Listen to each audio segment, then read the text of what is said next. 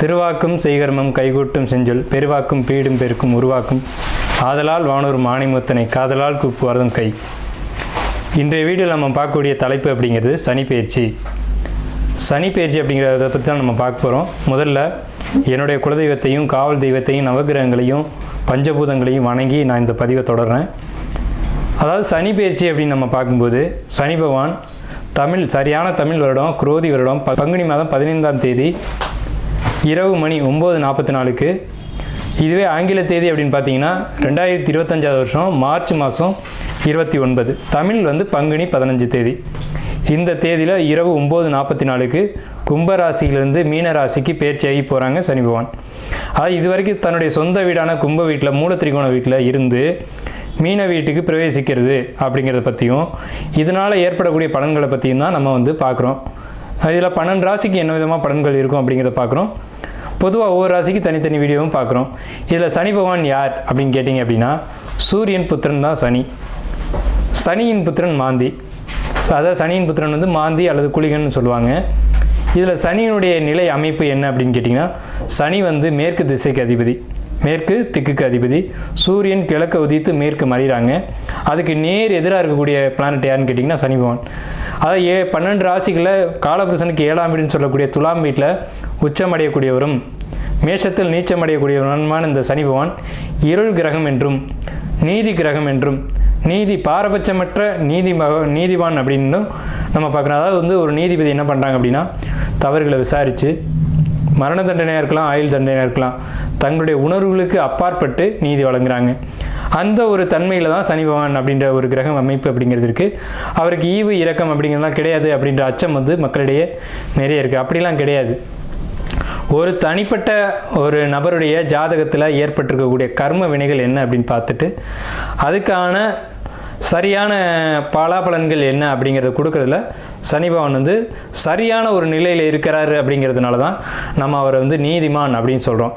அவருக்கு வச்சிருக்க பேர் ஒரு சரியான பேர் தான். இவர் மேஷத்தில் நீச்சமடைகிறார் அப்படிங்கிறதுனால மேசராசிக்காரங்களை பாதிக்க மாட்டார் அப்படின்ற ஒரு கருத்தும் இருக்குது. இந்த 12 ராசிகளில் முதலாவது ராசியில் தான் சனி பகவான் நீச்சமடைகிறாரு. சனி பகவான் பொறுத்த வரைக்கும் மேற்கு திக்கில் தான் பலம் அதிகம். அதாவது மேற்கு திக்கு அப்படின்னு பார்க்கும்போது மிதுனம், துலாம், கும்பம் மேற்கு திசை. இதில் கும்பராசியில் திக்பலம் அடைகிறாங்க. ஒரு ஜாதகத்தில் 7ஆம் வீட்டில் சனி பகவான் நிற்கும்போது அந்த சனி பகவானுக்கு 7ஆம் வீடு மேற்கு வீடு அப்படின்னு பேர். அங்கே திக்பலம் அப்படின்ற ஒரு அமைப்பில் பலம் அடைகிறாங்க சனி பகவான். இப்படிப்பட்ட சனி பகவான் மக்களிடையே ஒரு தவறான கருத்து இருக்குது. சனி ஒரு இருள் கிரகம், சனி பகவான் ஒரு துன்பங்களை மட்டும் தரக்கூடிய ஒரு கிரகம். 2.5 ஆண்டு, அதாவது மொத்தம் 7.5 ஆண்டுகள் அவருக்கு துன்பம் கொடுக்கறதுக்கு மட்டுமே அதிகாரம் கொடுத்து வச்சுருக்காங்க அப்படின்ற மாதிரிலாம் இருக்காங்க. அந்த மாதிரிலாம் கிடையாது. நவ கிரகங்கள் அப்படின்னு எடுத்துக்கிட்டாலுமே ஒவ்வொரு கிரகமும் ஒவ்வொரு பணிகளை செய்வாங்க. அதில் 9 கிரகமும் இணைஞ்சால் மட்டும்தான் ஒரு பலன் அப்படிங்கிறது கிடைக்கும். அதில் சனி பகவானுடைய பங்கு அப்படிங்கிறது ஒரு சிறப்பான ஒரு இடத்துல இருக்கும். இதில் நம்ம பார்க்குறது சனி பெயர்ச்சிக்கான பலன்கள். சனி பெயர்ச்சி 2025, 2025லேருந்து 2027 வரைக்கும் இந்த 2.5 ஆண்டு காலகட்டம், அதாவது 2.5 சொல்கிறோம். 2.5 ஆண்டு காலகட்டம் மீன ராசியில் பயிற்சி ஆகக்கூடிய இந்த சனி பகவான் மீன ராசிக்கு சனி பகவான் பயிற்சி ஆகிறாங்க. இதே சமயத்தில் அந்த வீட்டு அதிபதியான குரு பகவான் தன்னுடைய வீட்டுக்கு 4ஆம் வீடான மிதுனத்தில் தன்னுடைய சொந்த ராசி நட்சத்திரத்திலேயே பிரவேசிப்பாங்க. அதாவது குரு பகவானுக்கு 3 நட்சத்திரங்கள் கொடுக்கப்பட்டிருக்கு ஜோதிட சாஸ்திரத்தில். அதில் புனர்பூச நட்சத்திரத்தில் பிரவேசிப்பாங்க. சனி பகவான் தன்னுடைய சொந்த நட்சத்திரமான உத்திரட்டாதி நட்சத்திரத்தில் பயணிக்கும் போது குரு பகவான் தன்னுடைய சொந்த நட்சத்திரமான புனர்பூசத்தில் பிரவேசிப்பாங்க.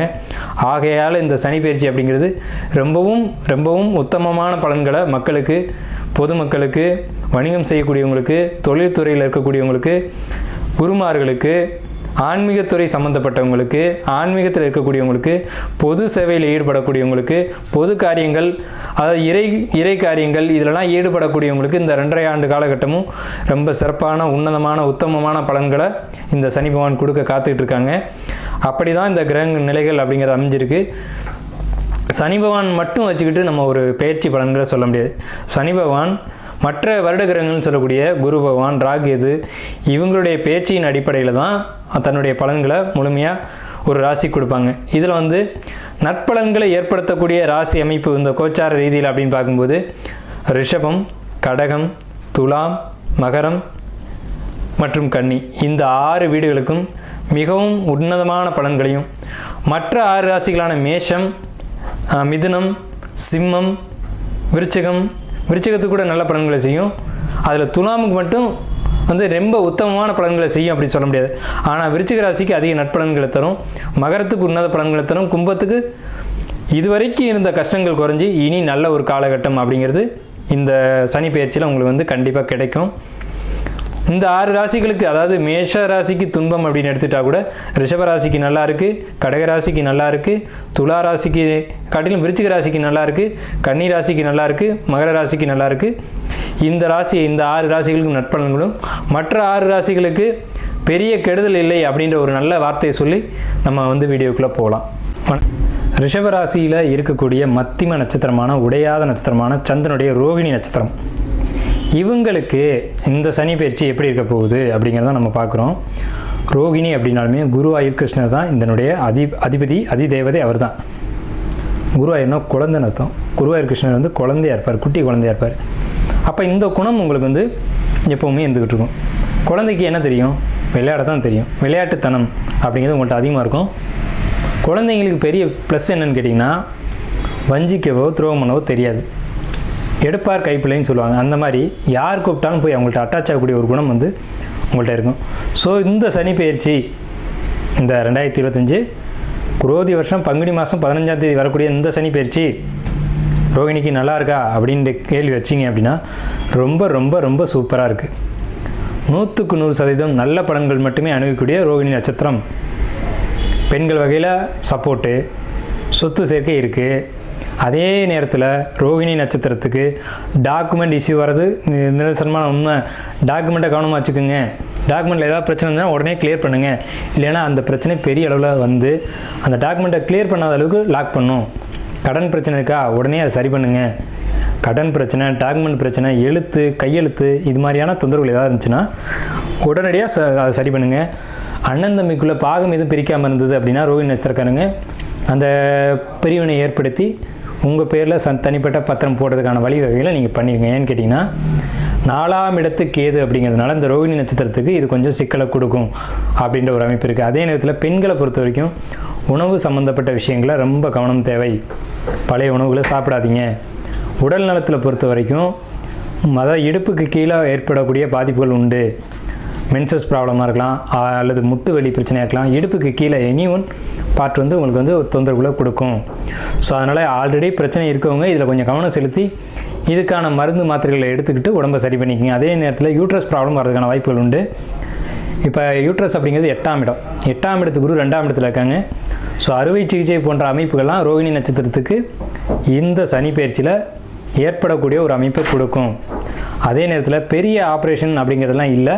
லேப்ரோஸ்கோபி மாதிரியான சிம்பிளான ஆப்ரேஷன், இந்த மாதிரியான விஷயங்கள் ஏற்பட வாய்ப்பு இருக்குது. அப்படி இருக்குது அப்படின்னு சொன்னாங்கன்னா அதை பண்ணிக்கிட்டு உடம்பை வந்து தெளிவுபடுத்திக்கோங்க ரோகிணி நட்சத்திரக்காரங்க. வந்து இந்த ரிஷப ராசிக்கு உண்டான கிரக நிலைகள் அப்படிங்கிறத பார்த்துருவோம். ரிஷப ராசிக்கு ராசியின் மீது ஜென்ம குருவாக இப்போ இருக்கக்கூடிய குரு பகவான் வந்து இந்த சனி பயிற்சி காலத்துக்கு இடைப்பட்ட காலத்தில், அதாவது வந்து மே மாதம் 18ஆம் தேதி அன்னைக்கு மிதன ராசிக்கு, உங்கள் ராசிக்கு 2ஆம் இடத்துக்கு பயிற்சி ஆகிறாங்க. உங்கள் ராசிக்கு 5ஆம் இடத்துல இருக்கக்கூடிய கேது பகவான் 4ஆம் இடத்துக்கு பயிற்சியாகி வர்றாங்க. உங்கள் ராசிக்கு லாபஸ்தானம் சொல்லக்கூடிய 11ஆம் வீட்டில் இருக்கக்கூடிய ராகு பகவான் பயிற்சியாகி 10ஆம் இடம் சொல்லக்கூடிய தொழில் ஜீவனஸ்தானத்துக்கு வர்றாங்க. இப்போ கிரக நிலைகள் அப்படின்னு பார்க்கும்போது ராசிக்கு 2ல் குரு, ராசிக்கு 4ல் கேது, ராசிக்கு 10ல் ராகு, ராசிக்கு 11ல் சனி. அதாவது கேந்திரஸ்தானம்னு சொல்லக்கூடிய 4, 10ல் கிரகங்கள் இருக்கிறதே ஒரு சிறப்பான விஷயம்தான் உங்கள் ராசியை பொறுத்த வரைக்கும். அதே சமயத்தில் 2ல் குரு, இது வந்து அதாவது 2ஆம் இடம் அப்படிங்கிறது குரு பலன் அப்படின்னு சொல்லுவாங்க. இது அப்படி தான் எடுத்துக்கணுமான்றதுல சில குளறுபடிகள், குழப்பங்கள் இருக்க தான் செய்யும். என்ன விஷயம் சார், எல்லோரும் வந்து குரு பலன் வந்துச்சு நல்லா இருக்குன்னு சொல்லுவாங்களே, நீ ஏன் அப்படி சொல்கிறீங்க அப்படின்னு கேட்டிங்கன்னா, இந்த ரிஷப ராசியை பொறுத்த வரைக்கும் 8 குரு பகவான் 2ஆம் வீட்டுக்கு வர்றது அப்படிங்கிறது அவ்வளவு சிறப்பில்லை அப்படிங்கிற ஒரு விஷயம் இருக்குது. இருந்தாலும் நல்ல விஷயங்களை கொடுக்குமா அப்படின்னா கண்டிப்பாக கொடுக்கும் அப்படின்னு தான் சொல்லணும். என்ன விஷயம்னு கேட்டிங்கன்னா, உங்கள் ராசிக்கு 2ஆம் இடத்துக்கு குரு வந்திருக்கிறதுனால பொருளாதார நிலைகளில் நல்ல முன்னேற்றம் இருக்கும், குடும்ப அமைப்புகளில் நல்ல ஒரு தெளிவான நிலைகள் இருக்கும் அப்படிங்கிற ஒரு நிலைப்பாடுங்கிறது 2025 2027 வரைக்கும் கொடுக்கும். தனவரவை கொடுக்கும். கண்டிப்பாக குடும்ப உறவில் சின்ன சின்ன இடர்பாடுகளை கொடுக்க தான் செய்யும். குடும்பத்துக்குள்ளே கணவன் மனைவிக்குள்ளே, அதாவது வீட்டுக்காரர் மேலே ஏதோ ஒரு சின்ன வருத்தத்தை மனைவி வச்சுக்கிறது, அல்லது மனைவி மேலே ஏதாவது சின்ன வருத்தத்தை கணவன் வச்சுக்கிறது. ஆனால் மனசை விட்டு வெளிப்படையாக பேசுகிறது இல்லை. நம்ம ஒரு முக்கியமான விஷயம் வாழ்நாளில் நடந்திருக்கும், அதை சொல்லலான்னு போகும்போது வாழ்க்கை துணை அவங்க ஏதோ ஒரு மனசில் ஒரு குழப்பத்தை வச்சுக்கிட்டு சரியாக அந்த காது கொடுத்து கேட்காம இருக்கும்போது சின்ன சின்ன கருத்து வேறுபாடுகள் ஏற்படுறது அப்படிங்கிறதுலாம் ஒரு இயல்பான விஷயங்கள். இதை பெருசுப்படுத்திக்கிட்டு அதனால் ஏற்பட்ட மனக்கசப்புகளை மனசுக்குள்ளே கொண்டுக்கிட்டு இந்த காலகட்டங்கள் நகர்த்தணும் அப்படிங்கிற ஒரு அமைப்பு உங்கள் ராசிப்படி இந்த காலகட்டத்தில் இருக்குது. அதே நேரத்தில் உங்களுக்கு 8 குடையவனாக இருந்தாலும் இந்த குரு பகவான் 10 குடைய கேந்திராதிபதி. அவர் 2ஆம் இடத்துக்கு வரும்போது பொருளாதாரத்தில் நல்ல முன்னேற்றத்தை நிச்சயமாக கொடுப்பார். அதே நேரத்தில் குடும்ப விஷயங்களுக்குள்ள சின்ன சின்ன கசப்புகள் ஏற்படுத்துவார். அண்ணன் தம்பி உறவில் சிக்கல் அப்படிங்கிற ஒரு அமைப்பு வரும். என்னதான் இருந்தாலும் ஒரு வயிற்றுலேருந்து நம்ம பிறந்திருக்கோம், ஆனால் அந்த உணர்வுகள் இல்லையே அப்படிங்கிற ஒரு எண்ணம், ஒரு சிந்தனையை கொடுத்துருவாங்க. அப்போ அண்ணன் தம்பி ஒற்றுமை இல்லாத ஒரு தன்மை, ஒரே குடும்பத்தில் இருந்து வாழ்ந்துட்டோம், விட்டு கொடுத்து வாழ்ந்துட்டோம், ஆனால் கூட பிறந்த சகோதரமாக இருந்தாலும் நம்ம விட்டு கொடுத்து போகிறோம், அவங்க விட்டு கொடுத்து போகிறது இல்லையே அப்படின்ற ஒரு கவலைகள், சங்கடங்கள் அப்படிங்கிறது இந்த காலகட்டத்தில் ஏற்படும் அப்படிங்கிறதான் உண்மை. சரிங்களா? இப்போ 4ஆம் வீட்டுக்கு எது என்ன சார் செய்யும் அப்படின்னு கேட்டிங்கன்னா, 4ஆம் இடம் ஆள் மனசு அப்படின்னு அர்த்தம். 4ஆம் இடம் சுகஸ்தானம் அப்படின்னு பேர். தாயை குடிக்கக்கூடிய உறவு, அதாவது அம்மா மேலே ஏதேனும் வருத்தம் வச்சுக்கிறது. அப்படி நீங்கள் அம்மா மேலே வருத்தம் ஏற்படலை, உங்களுக்கு மனசில் ஏற்படலைன்னா அம்மாவுக்கு ஏதேனும் உடல் ரீதியாக தாயாருக்கு தொந்தரவுகளை ஏற்படுத்தக்கூடிய ஒரு அமைப்புகள் இருக்குது. இதுக்கு சுயஜாதத்தை தெளிவாக பார்க்கணும். நம்ம எடுத்தோம் கவுத்தோம் ஒரு முடிவுக்கு வரக்கூடாது. சுயஜாதகம் சப்போர்ட் பண்ணும் பட்சத்தில் அவங்களுக்கு உடல் ரீதியான ஆரோக்கியம் அப்படிங்கிறலாம் நல்லாவே இருக்கும் அப்படிங்கிறதுல மாற்றுக்கிறதுக்கு இடமில்லை. இதுக்கும் கோச்சார கிரகம் ஒரு 20% தன்னுடைய தாக்கங்களை ஏற்படுத்தும் அப்படின்றது உண்மை. அடுத்த நிலையில் உங்களுக்கு 10ஆம் இடத்து ராகு. 10ஆம் இடத்து ராகு நன்மையை செய்யுமான நிச்சயம் நன்மையை மட்டும்தான் செய்யும். எதிர்மறையான பலன்களை குறைச்சி தான் செய்யும். அதே நேரத்தில் 10 குடைய சனி பகவான் உங்கள் ராசிக்கு 11ஆம் இடத்துக்கு பேச்சாகி போகிறாங்க. தொழில் முயற்சிகள், புதிய தொழில்களை நீங்கள் எடுத்து செய்யணும் அப்படின்னு ஆர்வப்படுவீங்க. இந்த காலகட்டத்தில் அதுக்கான இன்வெஸ்ட் பண்ணுவீங்க, அதுக்கான கடனை வாங்குவீங்க. கடன் வாங்குங்க, தொழிலை ஆரம்பிங்க, வெற்றி நிச்சயம் உறுதியாக உண்டு. என்ன மாதிரியான தொழில் நீங்கள் பண்ண போகிறீங்க அப்படின்னா, ஒரு பழைய வியாபாரம், பழைய பொருட்களை வாங்கி விற்கிறது, அல்லது ஏதானும் ஷாப்பிங் மால், அந்த மாதிரியான ஒரு பிஸ்னஸ். ஒரு பொருளை ரா மெட்டீரியலை மாற்றுறது, அதாவது மெட்டீரியலை மறுபடியும் ரா மெட்டீரியலை மாற்றுறது. இந்த மாதிரியான ஒரு தொழில்களை நீங்கள் எடுத்து செய்வீங்க, அதில் வெற்றி அடைவீங்க அப்படின்ற ஒரு அமைப்பு உங்கள் ஜாதகத்தில் இப்போதைக்கு இருக்குது. தொழிலை பொறுத்த வரைக்கும், உத்தியோகத்தை பொறுத்த வரைக்கும் எந்த இடர்பாடும் இல்லைன்னு சொன்னாலும் குடும்ப உறவுகளுக்குள்ள சிக்கல்களை ஏற்படுத்தும். அப்போ தொழிலில் எந்த ரீதியாக முன்னேற்றத்தை ஏற்படுத்தும் அப்படின்னு கேட்டிங்கன்னா, நீங்கள் ஒரு சர்வீஸ் ஓரியன்டான ஜாபுக்கு போயிட்டுருக்கீங்க அப்படின்னா அதில் ஒரு ப்ரொமோஷன் நிச்சயமாக உண்டு.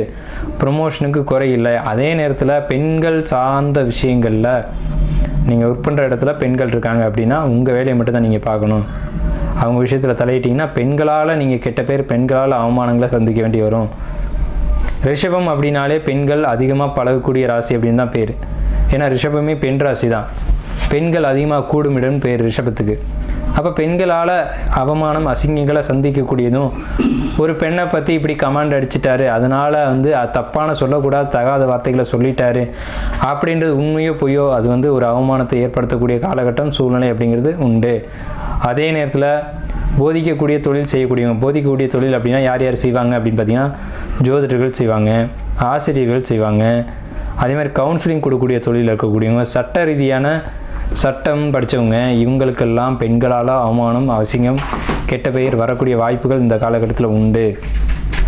ஸோ நீங்கள் அது எங்கே வரும் அப்படின்னு பார்த்தீங்கன்னா, நீங்கள் வருமானம் செய்யக்கூடிய தொழில் சார்ந்த இடங்களில் அல்லது ஜாப்பில் இந்த மாதிரியான ஒரு அமைப்பை கொடுத்துரும் அப்படிங்கிற ஒரு அமைப்பு உங்கள் ராசிப்படி இருக்குது. சரிங்களா? மாணவர்களை பொறுத்த வரைக்கும் படிப்பு சிறப்பாக இருக்கும், உத்தியோகம் சிறப்பாக இருக்கும். உடனடியான முன்னேற்றங்கள் இல்லை அப்படின்னாலும் படிப்படியான முன்னேற்றங்கள், திட்டமிட்டு முன்னேறக்கூடிய அமைப்பு அப்படிங்கிறது ரிஷபராசிக்கு இந்த காலகட்டத்தில் நிச்சயம் உண்டு. படிப்படியாக உங்களுக்கு கால முன்னேற்றங்கள் அப்படிங்கிறது நிச்சயம் உண்டு.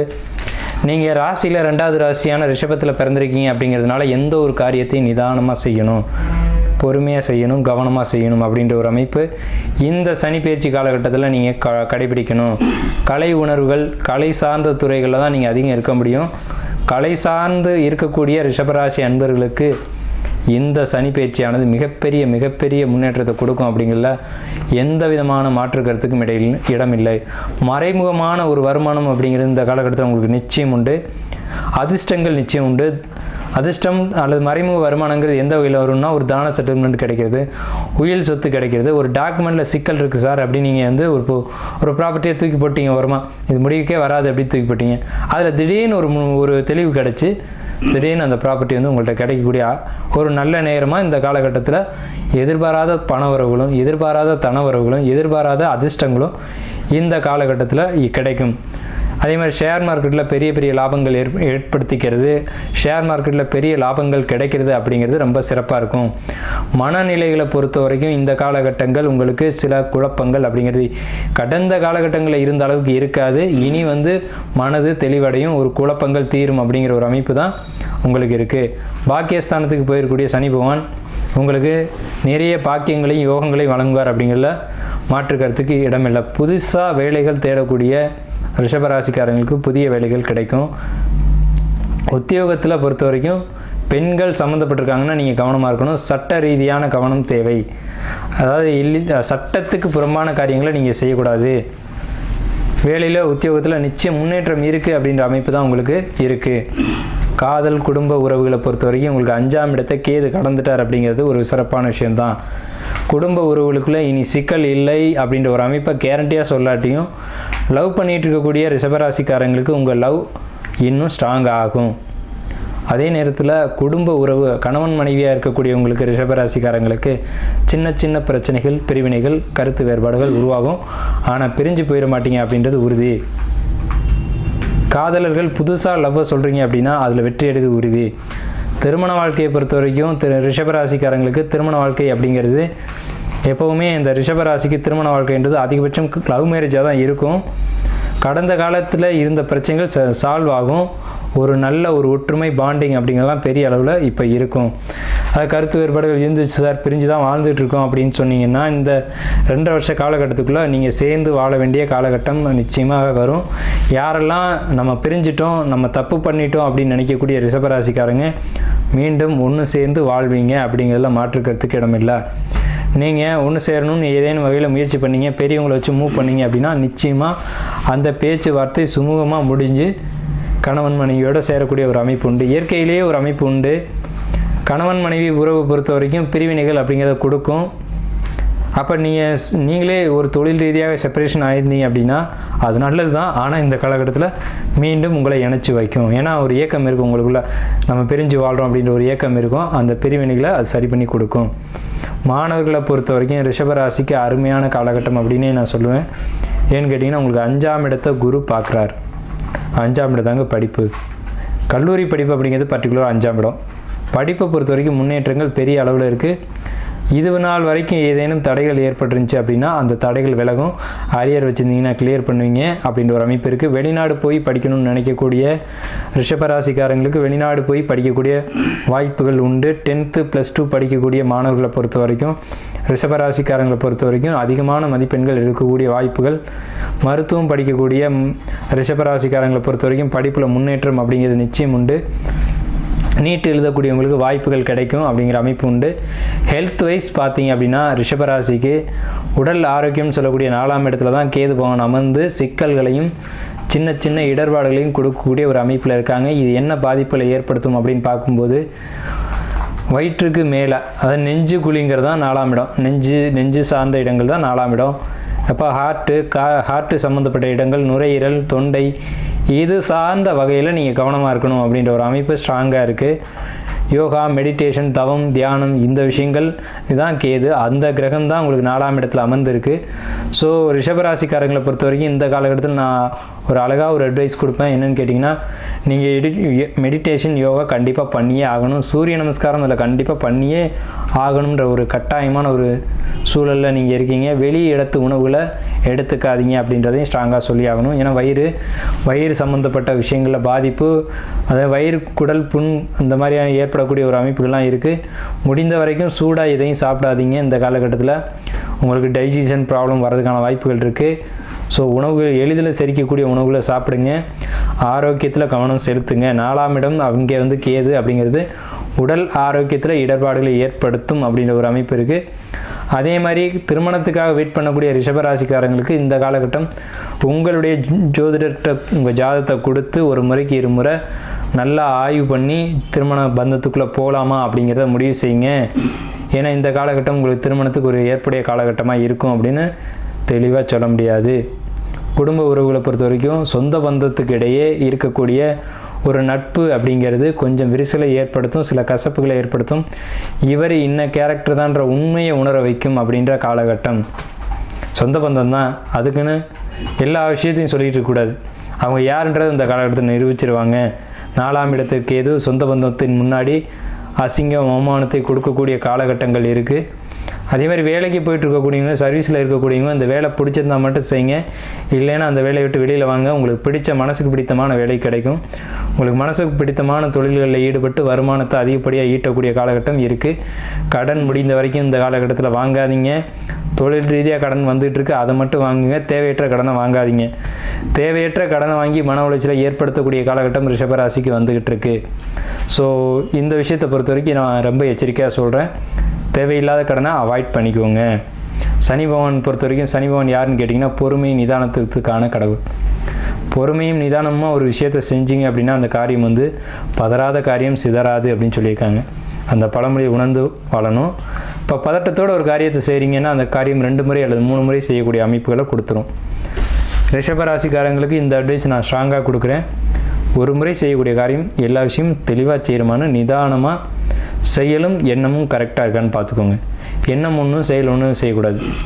சிலர் பார்த்தீங்கன்னா காதில் ஃபோன் வச்சுக்குவாங்க, வண்டியை ஓட்டுவாங்க, கூட இன்னொருத்தட்ட பேசிக்குவாங்க. அப்போ ஃபோனில் கவனம் இருக்குமா, வண்டியில் கவனம் இருக்குமா, பேச்சுவார்த்தையில் கவனம் இருக்குமா? எண்ணம்ன்றது ஒன்று தான். இப்போது அவசரமாக ஒரு இடத்துக்கு போகிறோம், ஒரு பேனா பாக்கெட்டில் இருக்குது, எடுத்து வச்சிடறோம். எங்கே வச்சோம்னு ஞாபகம் இருக்காது. அந்த பேனா வந்து தேடும்போது எந்த இடத்துல எடுத்து வச்சோன்றதை நம்ம 10 நிமிஷத்துக்கு மேலே யோசிச்சு பார்ப்போம். நம்ம மைண்டுக்கு வராது. என்ன காரணம்? பேனா எடுக்கும்போது நீங்கள் இயல்பான நிலையில் இல்லை, சிந்தனைகள் வேறு பக்கம் இருக்குது. பாக்கெட்டை விட்டு பேனா எடுக்கும்போது எண்ணங்கள் வேறு இடத்துல இருக்குது அப்படின்னா உங்களுக்கு தெரியாது. அதே நேரத்தில் அந்த பேனா எடுக்கிறோம், அந்த இடத்துல வைக்கிறோம், நீங்கள் எண்ணமும் செயலும் உடலும் ஒன்றிணைஞ்சு செஞ்சுது அப்படின்னா அந்த காரியம் வந்து கரெக்டாக இருக்கும். ஸோ உங்களுக்கு தேவை நிதானம், கவனம், ஒருமித்த செயல். எண்ணமும் உடலும் ஒருமித்து ஒரு காரியத்தை செய்யணும் அப்படின்ற காலகட்டம் இந்த ரிஷபராசிக்கு இந்த காலகட்டத்தில் இருக்குது. ஸோ இது வரைக்கும் நம்ம சொன்ன விஷயங்கள்லாம் கடைபிடித்து வெற்றியடைய ரிஷபராசிக்கு வாழ்த்துக்களும் நன்றியும்.